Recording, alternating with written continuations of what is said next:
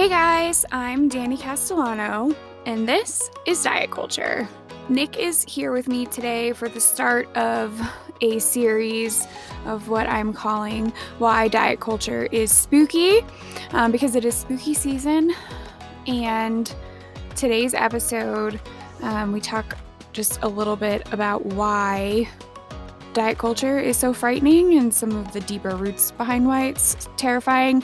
And then I go off on a tangent for a bit because of an example that I heard recently, which led us to a really great thing of thinking of some ways to actually combat diet culture in the moment. And when we're combating that, we're fighting fat phobia, which is intrinsic, and it's really, really important work to be doing if you listen to this podcast and are like, how can I be making a change in this? So this is part one of a 4-part series on why diet culture is spooky, and can't wait for you to check it out.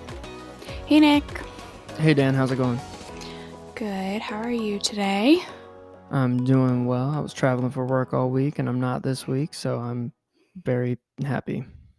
Good. We went and looked at the leaves changing colors, and apparently in Colorado you call that leaf peeping. Ooh, So that's very nice. They're already changing color in Colorado? yeah, Like they're very orange? yellow. The aspen trees, they turn yellow. Oh, that's really cool. That's They're sick, very honestly. pretty. Yeah. So because it's October, I was thinking it's spooky season, as some people may say. And I was just thinking about how terrifying the things that go on under diet culture are, and that it would be fun and also interesting to tie the theme of that together about why diet culture is spooky in a series throughout October. And as I was digging into my idea a little bit, I was looking up for some information on why Halloween is thought to be this scary or spooky time. And on the History Channel, there was this blurb that caught my attention. So I'm going to read this quote. On Halloween, when it was believed that ghosts came back to the earthly world, people thought that they would encounter ghosts if they left their homes. To avoid being recognized by these ghosts, people would wear masks when they left their homes after dark so that the ghosts would mistake them for fellow spirits. And as soon as I read this, I was thinking of the connection of how there's certainly deeper parts where things like this are rooted, which we're going to talk about, but how diet culture really creates this sense of needing to hide ourselves from our demons or our ghosts, if you will, by doing all the things that we think we're supposed to do in order to be good enough. Or healthy enough, all those things that we talk about a lot. And I know it's really corny to connect things like that, but that's really how my brain works, because I see that as being super relevant, is that a lot of us anyway, are really busy trying to be something that we're not. And that's kind of how diet culture really shows up in a lot of ways. It has its roots, but that's really how it shows up. So yeah, I want to take things back to the basics a little bit, because I think obviously my podcast is called Diet Culture, and that is such a broad umbrella of things that we talk about different topics within that for each episode. But thinking of why it's scary, for one, fat phobia is scary, the patriarchy is scary, eating disorders are scary, feeling like you have to constantly be working to shrink your body is scary, and none of this in the sense of fear mongering, but I think it's helpful to review what we know. And of course, some opinion and life experience is always going to be sprinkled in there when you talk to a human being, but providing evidence to anybody who wants to make that shift that there's a real reason to. That got me thinking back to some of the things that I was first having epiphanies about when I was learning what diet culture was and really about intuitive eating from the beginning. And just thinking about how when I was like in the thick of my eating disorder, it was something that I kept completely secret. Um, but it was fueled by certainly other things other than diet culture in and of itself, but just knowing those aspects of being concerned about my body size and feeling the need to not allow myself the nutrition that I wanted. I wasn't okay if I did that and having to vomit if like self-induced vomiting for not doing that. And of course, like that was the way that my body and brain worked in that moment for me. But it is like that is terrifying. It's terrifying that that is something that a human being goes through and that it's so heavily influenced by outside sources. And it's also terrifying that, like, if you don't have a certain body type, that your eating disorder would be praised. Probably not so much that vomiting would be praised, but a lot of ways that eating disorders show up are praised in people in larger bodies. And how scary that is that I didn't even realize that that was something that was going on at that time, like of becoming a dietitian shortly after that and giving people healthcare advice when I'm over here, like thinking that eating disorders were only diseases that skinny people could have. And so that is where my brain went when I thought about why diet culture is spooky. We just took like a deep look into the beginning of like the worst of it and then the pieces that took a long time to make sense to me. And I'm of course still learning, but about how convoluted the entire thing actually is.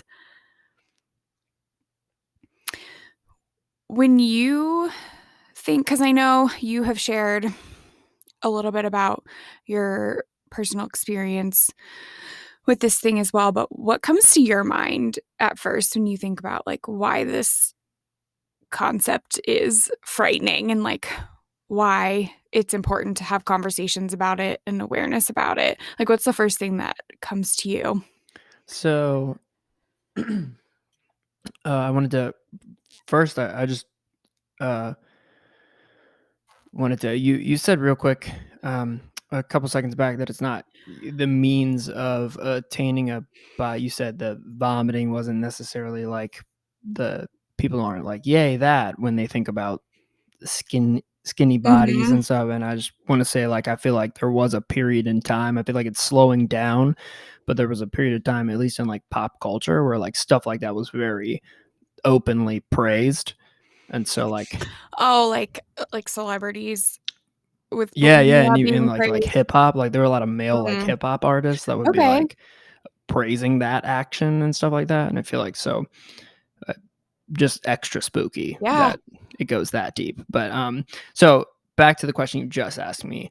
Um the spookiest things to me were never uh like Friday the 13th or Nightmare on Elm Street. None of the like slashers really scared me. The things that scared me were like ghosts or like things that are outside of light, like Mhm. darkness. Anything that I can't control is really Mhm. terrifying. Over giant overarching forces that Mhm. have power over lots of people and they can't do anything about it. That's terrifying to me. So that's my parallel that I draw. Okay. And then the second parallel that I would draw, I think this one is actually super relevant, is like the whole like Salem thing and like the witch thing. And I'm not Mm. getting like religious, but Mhm. like if the more you like research that, the muddier that gets in terms of like that was persecution of like plausibly very innocent people for being a Mhm. little different. And so, and that was like for like, I feel like there's like a relation there, and like we need to watch what we're doing to people that we label different, because I feel like the persecution is pretty high key right now, and may not be, burning at the stake, but like, watch Yeah. yourself, people. Yeah.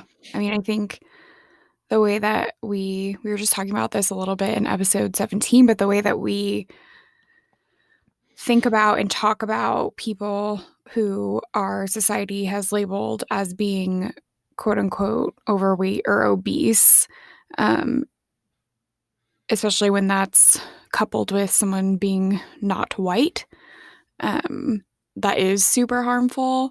I think when you're being like, when someone's coming at you with that needs to be the way everything is solved and not being fully paid attention to otherwise, and just being ridiculed and mocked in society. No, I'm glad you brought that up. It's upsetting, but that's kind of the point of having this conversation is like I wouldn't care about this if it wasn't upsetting and I hadn't watched it ruin so many people's lives and like continue to and want to have these conversations so that hopefully things can shift. Um, but yeah, that is very relevant. This weekend on my leaf peeping adventure, I was sitting out on a balcony at a ski lodge with my friends, just enjoying the views. And um, this mother and daughter duo popped up by us on the benches and were taking selfies and like calling people and just like in sharing with others how they were enjoying their time. And at one point, because it's hard not to like listen to other people's conversations when you're sitting outside and it's quiet and they're right there. The mother had asked uh, the daughter to edit her nose before the picture was posted. And around that time, another couple had shown up and more photographs were being taken with this gorgeous scenic background. And the other woman who showed up said maybe she can take 10 pounds off of me. Um, and this, just to like put it into context, this is a very, very, very thin woman to begin with that made this comment about her body, and no one acknowledged it. The person she was with didn't say anything, and no one else at the table who was worried about editing noses like said anything about it. And then as they were walking away, she said it again because I think she was looking for something from I don't know if it was her partner she was with or like what the point was of being like, oh, maybe she could take 10 pounds off of me kind of thing. And for one, it was really frustrating, that whole entire exchange, because like, yes, you have a right to edit things, but that comes back to exactly what I was talking about of like being so afraid to just be who you are. No one's making you post pictures online, so like to then feel like you have to have things edited. Um, I certainly have like a level of empathy for that, because I don't think that anyone who's in that headspace has malicious intent behind wanting to look better. Um, like that is your personal choice. The thing that is like really frustrating about that from where I sit as an eating disorder dietitian and like doing this work, and attempting to advocate for people of all bodies and skin colors in the same work and journey of healing, is that when someone of that size is making comments about needing to like have 10 pounds removed from them from this photograph, there's such a lack of awareness in the like thinner community of people who struggle with body image and their own eating disorders, whether this lady has had one or not. Like clearly there's some issue going on there, and like the lack of awareness of there being an actual life altering problem or impact that someone in a larger body is going to experience. I think that's what really strikes me. And certainly people may not know what they don't know. Like I was in that camp before of like not having any understanding about why bodies could be different sizes. That's not what I was taught. That's not what media teaches us. Like whatever. But at some point,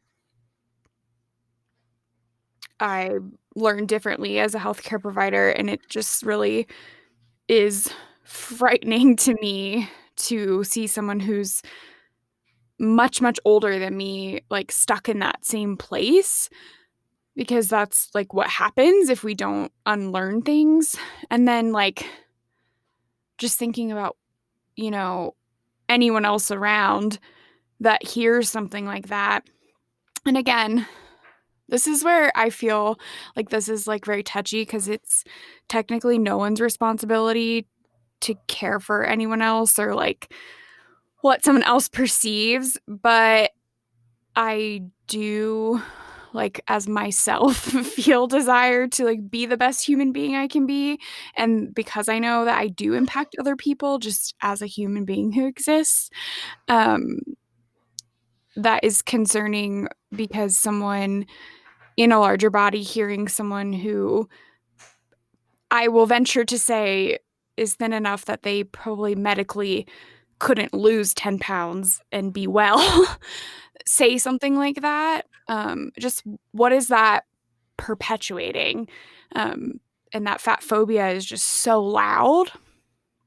And I don't know how loud it was for this woman that I observed this exchange. Who knows? Maybe she actually doesn't care. She just thought it was funny, because we've talked about how people say things like this that are just so off the wall, that are related to our culture of always needing to be dieting and shrinking, and being good and bad around that. But yeah, it just, you can't escape it anywhere, which is another thing that's really terrifying. Spooky.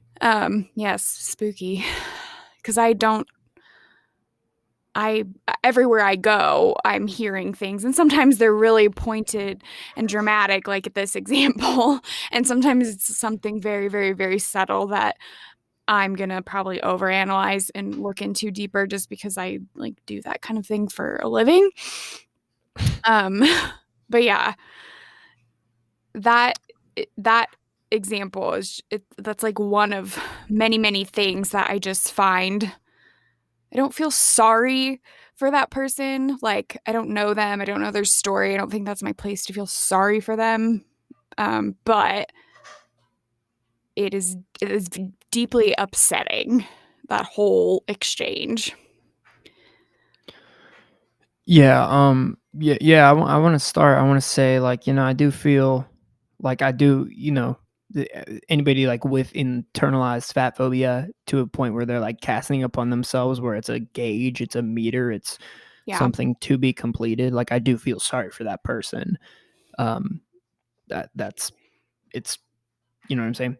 Yeah. And then the main thing I want to say is like, yeah, that's like one of my main things on here is like, please check in your brain what you're about to say before you yeet it into Mhm. the room or space around you, because some of these words, some of these common phrases, like, unpack them just a touch, think about Mhm. them, they're terribly offensive, uh, like objectifying in like a very horrid sense, and many more other bad adjectives. But basically, Mhm. like my comparison, you would not. It's so like trauma inducing every time Mhm. you go into an area and you don't. You know what I'm saying? And it's like you would not go into like a group of like you you you wouldn't like shoot a gun in front of people when there's PTSD happening, and it's like I it's like the same thing. Like Yeah. you're triggering the heck out of people, and in a terrible way, and Yeah. it's just like so accessible. It's so out there all the time. Mhm. And then I did also want to say I really like the word unlearn in this sense, just because we don't call these things forgetting. It's unlearning because like the emphasis there is that we Mhm. were taught Mhm. this. Like this was not the way this was. It's all picked up by Yeah. you know. So I feel like this is a personal journey I've been working through in my several years of being a podcaster, but, like, I I don't know who's listening to my podcast. Like, I know some people that share, but, like, I feel this desire to make sure that I can't be, like, caught in a place where I was like, "Well, she said this," and that it could be, like, out-argued or, like, offensive because people do have autonomy, right? And I'm working on that because when you said, like, you do feel sorry for them, it's like, if that is how I feel, like, I don't know why I can't say that. But, I just wanted to call that out, like, in my growth, as doing this, that I feel like I have to talk as if someone who has never even considered this concept like, would be able to find this information palatable, and sometimes I'm feeling more aggressive about it than others, but, like, obviously, I do very much care about how much of a problem this is, and it's not going to impact every single person as far as them having desire to, but I do agree with you that, like, if we want to move forward as a society that we do have to be aware of other people around us and the things that do come out of our mouths.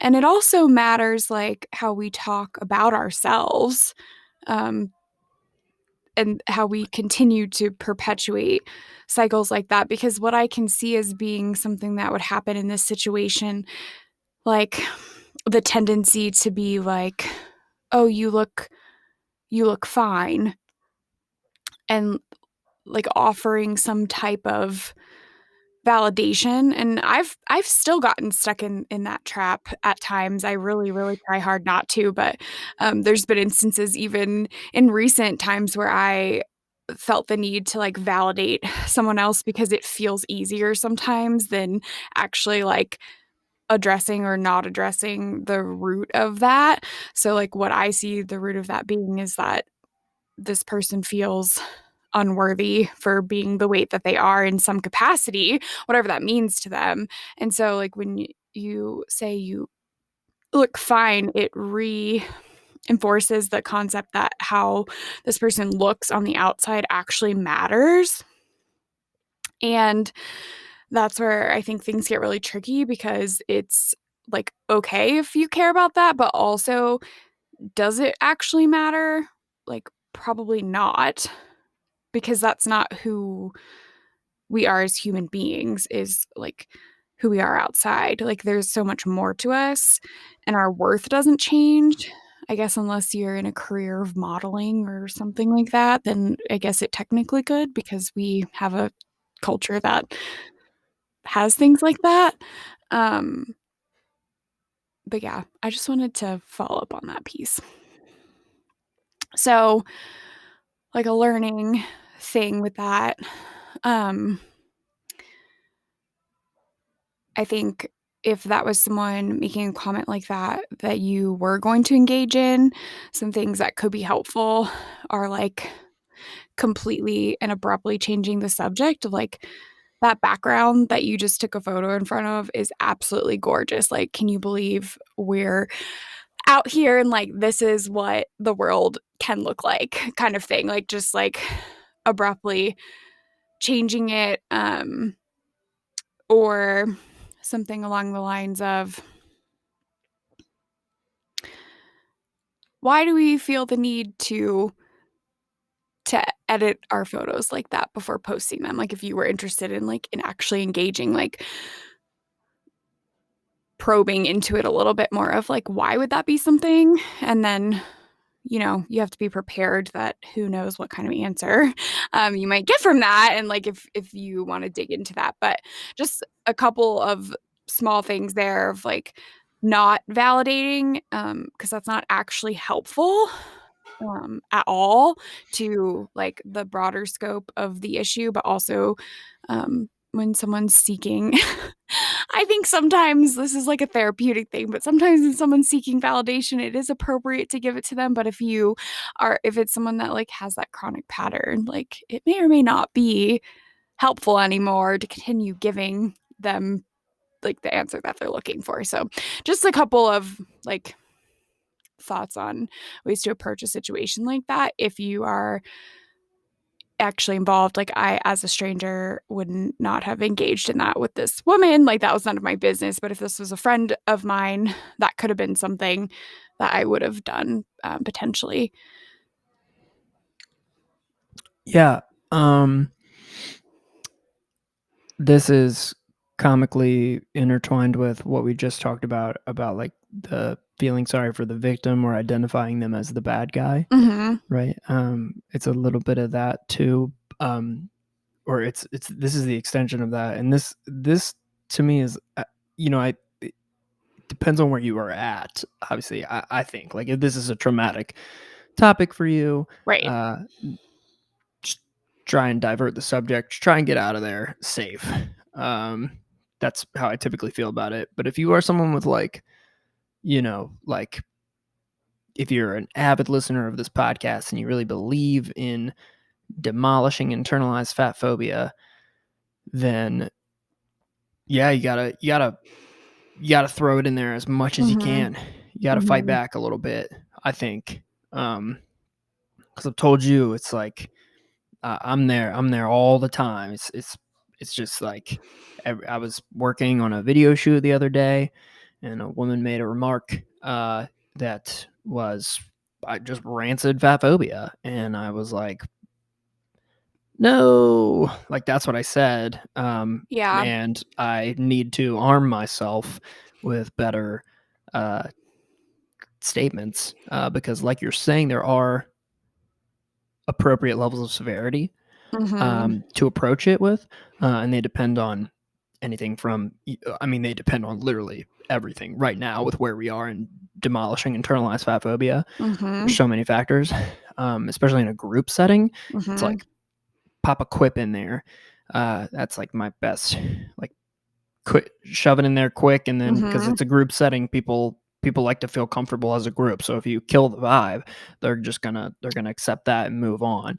But I Yeah. think it's like, hey, like kill that vibe, and what are. But yeah, no, I'm just saying with you, Mm-hmm. I definitely pushing back as much as we can. Um, I feel like is the got to be the only option, right? Yeah. And if you're like really, like you said, feeling like you want to be demolishing diet culture along with us, I think like because it can feel really nerve-wracking to approach some of that, because I have gone from the spectrum of completely ignoring to being just like, well, I think this is what your body's supposed to look like, and you just have different opinions about that, and it's never going to resolve. Like I've gone like one end of the spectrum to the other depending on my relationship with someone. This is not how I talk to my patients necessarily, but people in my personal life. And I think getting the like reading the room, like you said, Nick, of like feeling safe. But anyway, my suggestion is literally taking a moment. Like if you have a second to write some notes out about like thinking of a few of these instances, because we've probably all encountered 15 of them minimum in the past 7 days if we actually think about it. Minimum. Um, Mad spooky. Thank you for throwing that word in here the whole time. It's really great. But writing down some things that you would feel comfortable saying, because what's not helpful is if you don't feel, I'm not saying you're going to feel comfortable with it as far as like loving that you're having to do it, but if it's something that you just can't realistically see yourself doing and you're not like, it might be helpful to think about it ahead of time, is the point that I'm trying to make with this really long-winded explanation of that. Sometimes if we have to confront somebody or share something that feels uncomfortable, it can be helpful to have like, you don't have to rehearse it necessarily, but like think through some of the things you could actually respond with. There's tons of times I've seen things like that come across Instagram of like swiping through ways that you could respond to a situation. And oftentimes that is coming from the angle of like someone trying to be self-protective. And so that may be you, listener, like someone who is doing their own work. That's something I do have conversations with my patients about all the time, is like, how do you go about life still when you are fighting this for yourself, and then you have all these external influences that are saying these really harmful messages, and that's helpful to talk through. And even outside of that, if you're feeling like you're in a more well-established place with this and it's not necessarily triggering, but you see this as a problem, still thinking about things that you could say, because I'm not gonna like beat up on anyone for missing an opportunity, but I think that's what they are, is like when this kind of stuff happens, um, it is an opportunity, and we have to try to take them, because that's how these kinds of things, it could go horribly, but it also could plant that seed, like I'm always saying, in someone's brain of like, that was an interesting response that I've yet to ever get before. And I think that's how I ended up unlearning a lot of this stuff, was like hearing small things that I didn't agree with and then educating myself and be like, actually, this really aligns more with my values and like what I care about as a healthcare provider and a person. And it really resonates with a lot of my own struggles and turns out to be pretty helpful.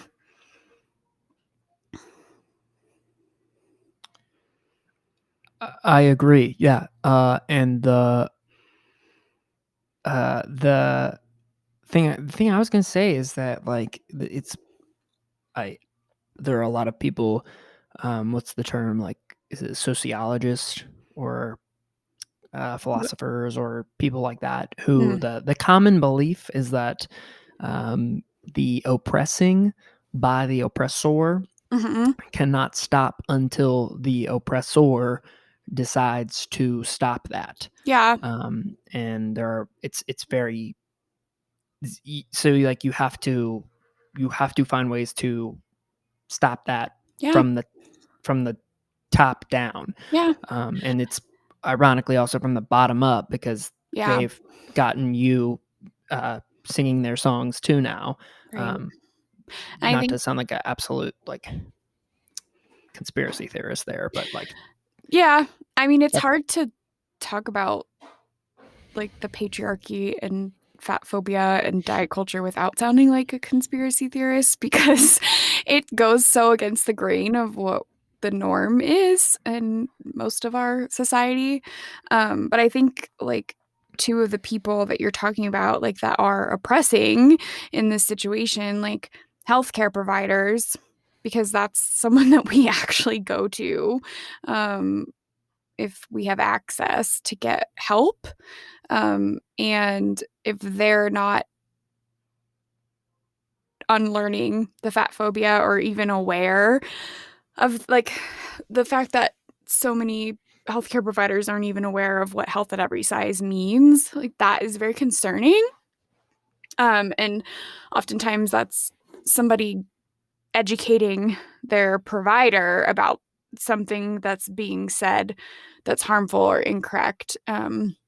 And also just like calling it what it is. People with thin white privilege or thin white people are also not because they inherently exist. So, like, that's not what I'm getting at. But that is another group that is very, very harmful um, in diet culture and in the oppression of all of this. And something I think is really important to call out um, and be aware of, because if you hold those privileges and you value those privileges above others, that's when we're creating harm. Um, it doesn't mean that you're wrong for existing that way, but there's a very fine line, or no, it's not fine, like there's a clear line between those two things. It's not really that messy if you really look into it, but it does require calling out some of ourselves and like reconciling with the fact that like I've definitely perpetuated harm um, as a provider and probably as a person at times, like with some of the things that I was saying and doing. And it sucks to like call that out. It's painful. And like, I think there's some particular things that I've said that I'm like, I can't believe I did that. And if I had only been a little bit more educated, I never would have like responded like that to this person. And I wonder, like, do they think about that still? Like, did I, like, how much of an impact? But I remember a dietitian that I look up to a lot in this realm spoke at something I was at one point years and years ago.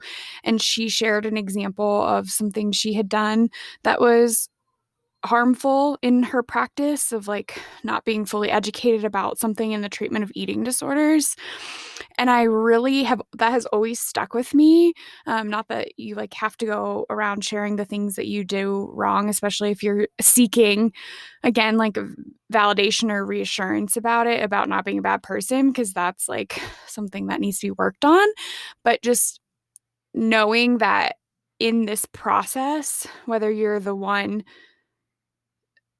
outside trying to attack it because you've already done your own work, or you're someone that's really still wrestling with these things for yourself, or you realize, like, oh, fuck, I've been perpetuating harm to myself and to those around me because it's really hard not to do that at some capacity in this situation, that like it's really important to give yourself some compassion and like realize that we are human beings. So like if you were taught something and it was ingrained in you, you're, it's normal to come out like that.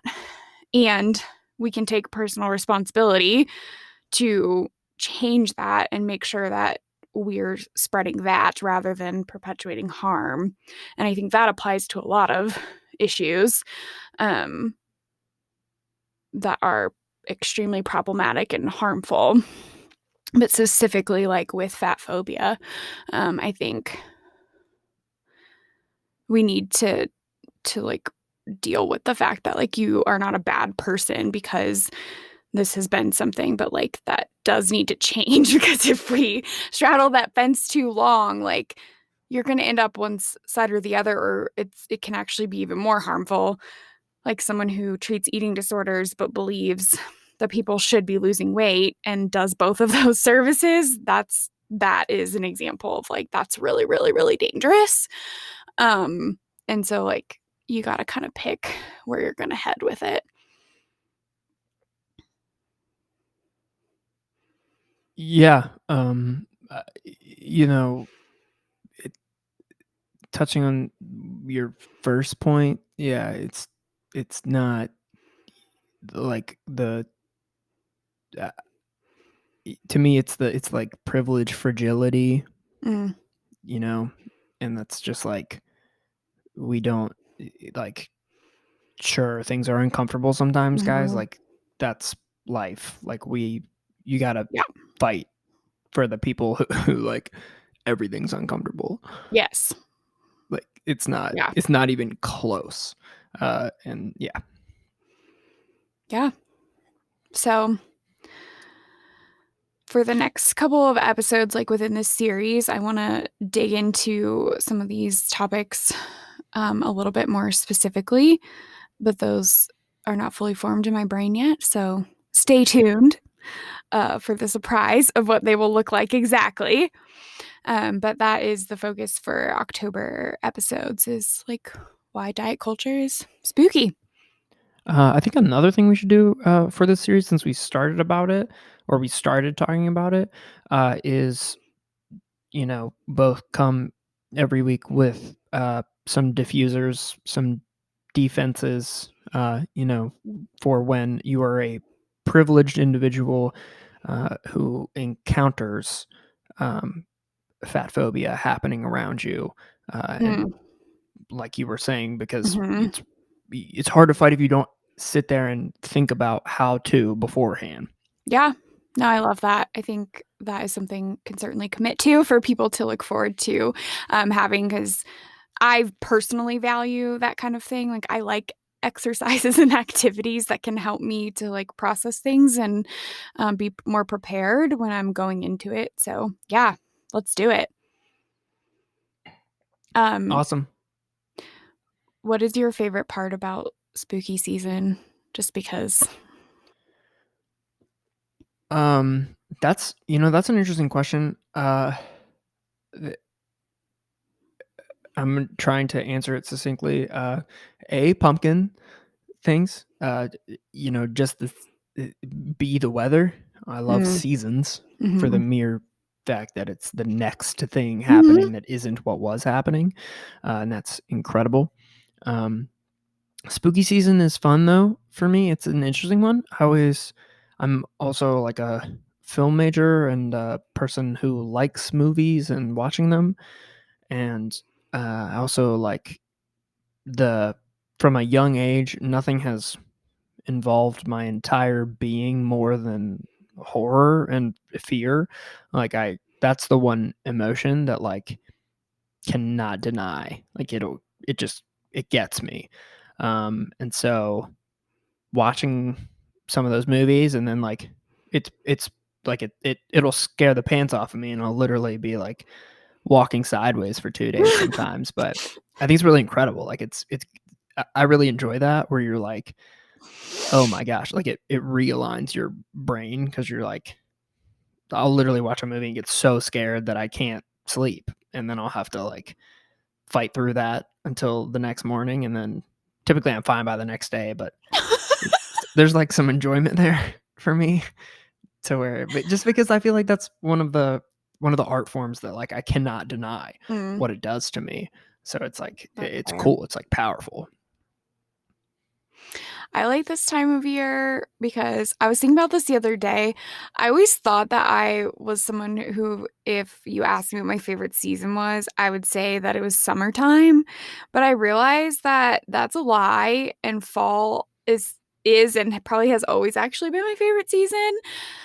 One, because I think Touche. like even though I'm nearly 30, like so many years of being in school, the fall is when things kind of like start fresh. And that's always just like a nice feeling of having a fresh start in a sense, but like it going towards something that you are looking to attain. So, like, to me, that's better than like January 1st because it's like, to me, that has no relevance to anything. It's like because that's not how like life doesn't work around that calendar really as much as like the fall. It feels like that's when things start and end for a lot of people, and it just has like this nostalgic feeling like when the air starts to get crisp and cold, living in a place where we have all the seasons.